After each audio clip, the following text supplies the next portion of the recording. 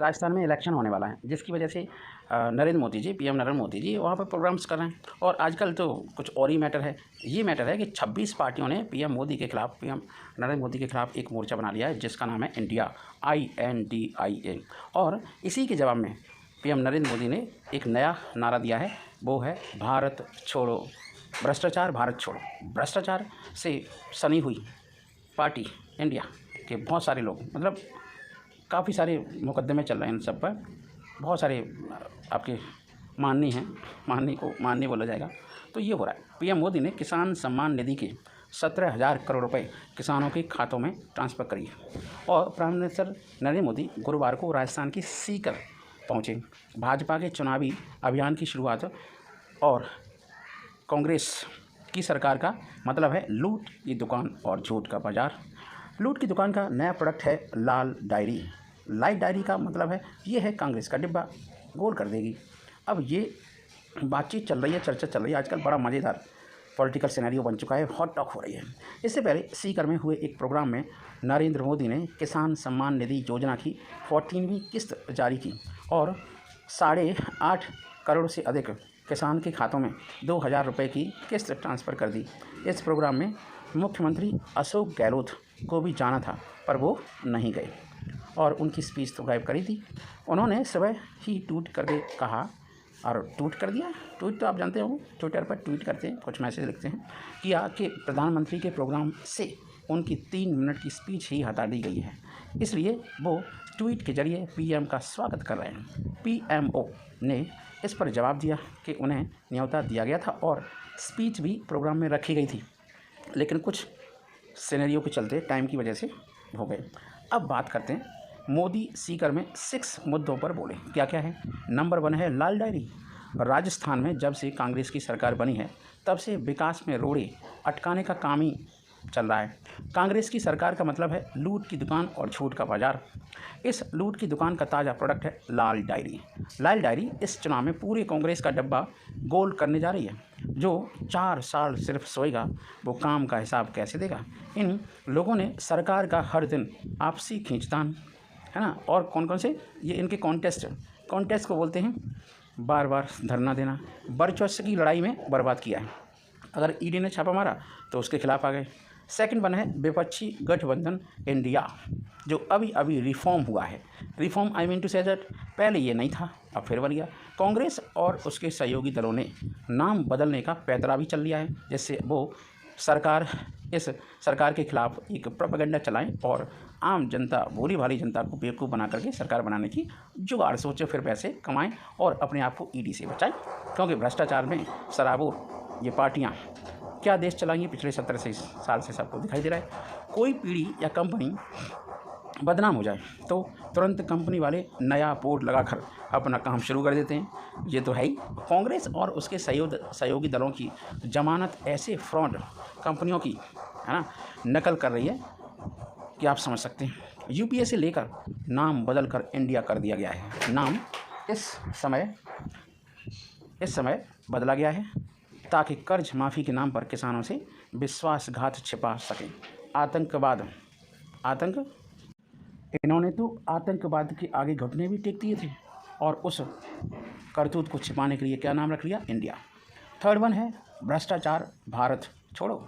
जैसे आज़ादी की लड़ाई में महात्मा गांधी जी ने अंग्रेज़ों के खिलाफ क्विट इंडिया का नारा दिया था, वैसे ही समृद्ध भारत बनाने के लिए भ्रष्टाचार क्विट इंडिया, आतंकवाद क्विट इंडिया, परिवारवाद क्विट इंडिया जैसे नारे की ज़रूरत है, और सही भी है। कहीं किसी हद तक ये कॉन्टेस्ट सही है। फोर्थ 1 पॉइंट है इंडिया नाम ईस्ट इंडिया कंपनी में भी इनका तरीका वही है जो हमेशा दुश्मनों ने अपनाया है। इंडिया नाम तो ईस्ट इंडिया कंपनी में था।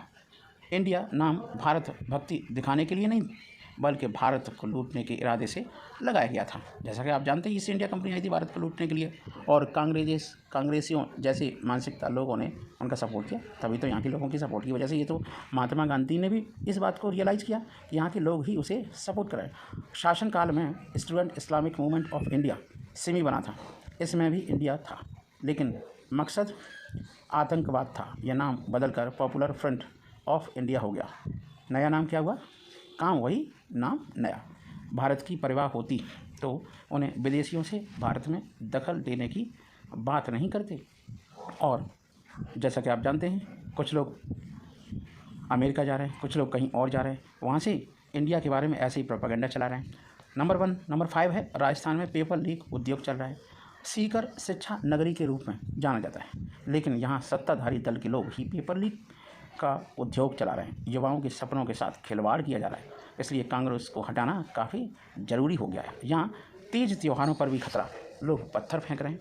राजस्थान में हमारे तीज त्यौहार पर खतरा मंडरा रहा है। कब पत्थर चल जाए, कब कर्फ्यू लग जाए, कहा नहीं जा सकता। और नेगेटिव चीज़ें तो बहुत ज़्यादा हो रही हैं। आरोपी वीडियो वायरल कर देते हैं। छोटी बच्चियों से लेकर के स्कूल में पढ़ाने वाली टीचर के साथ भी अभद्रता होती है, वो भी सुरक्षित नहीं है। कांग्रेस के नेता कार्रवाई करने के बजाय पीड़ित महिलाओं पर ही झूठ बोल डालते हैं। और कन्हैया लाल को भी काट दिया जाता है, उसकी गर्दन को भी अलग सर से धड़ से अलग करवा दिया जाता है। कुछ लोग इसमें पूरी तरीके से शराब हो रहे हैं। किसानों के खातों में 17,000 करोड़ रुपए ट्रांसफ़र किए गए। प्रधानमंत्री नरेंद्र मोदी ने सीकर में किसानों के खातों में 17,000 करोड़ रुपए ट्रांसफ़र किए।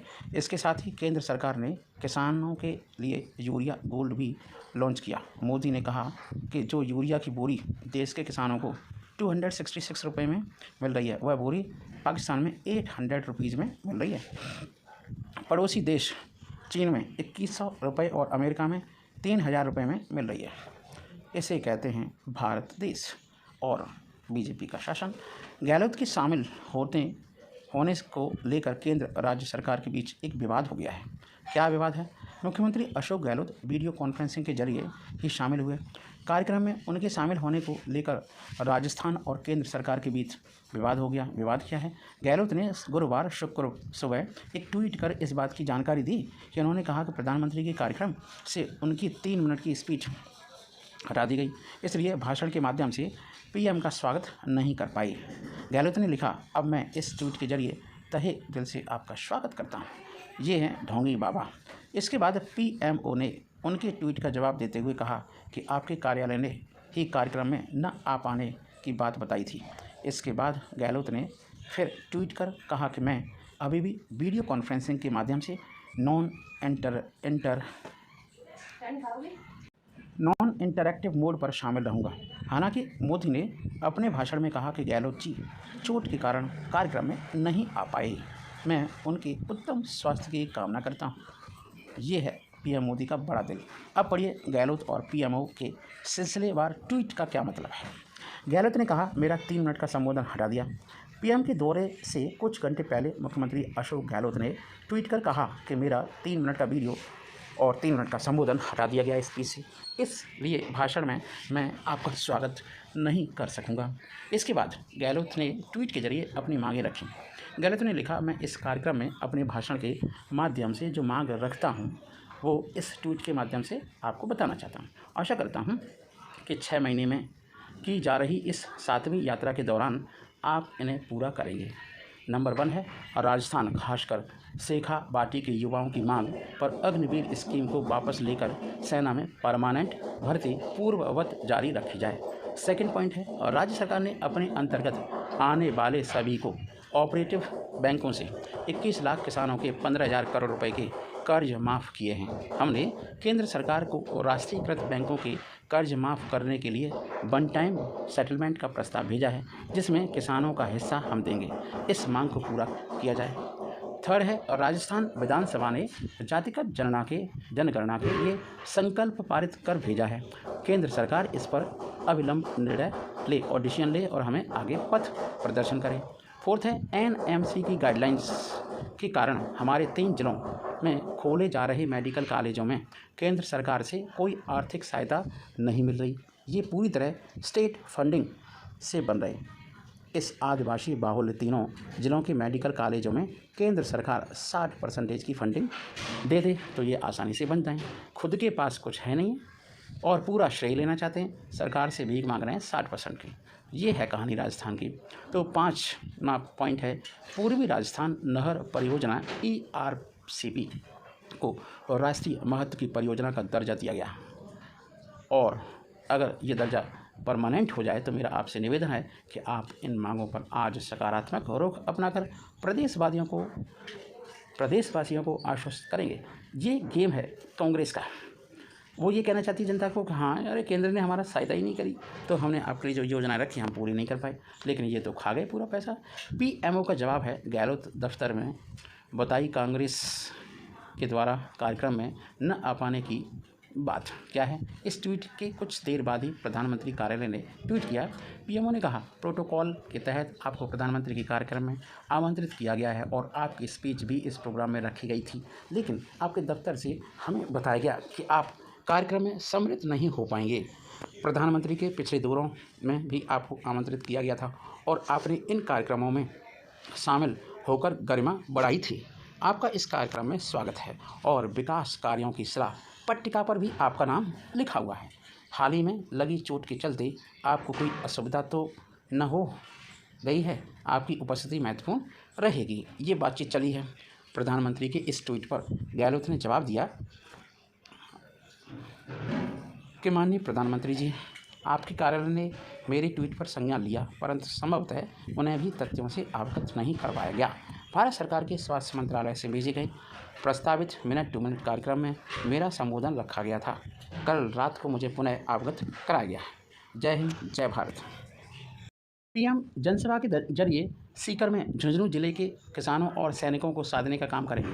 यदि बात करें सीकर संभाग की, तो पिछले विधानसभा चुनाव में कांग्रेस पार्टी सभी सीटों पर जीती थी। वहीं झुंझुनू जिले में 7 विधानसभा सीटों में से केवल सूरजगढ़ सीट को छोड़कर भाजपा ने कहीं भी जीत हासिल नहीं की थी। इस बार सीएम अशोक गहलोत ने भी सीकर को संभाग बनाने और नीम काथाना को नया जिला बनाने की घोषणा कर दी थी।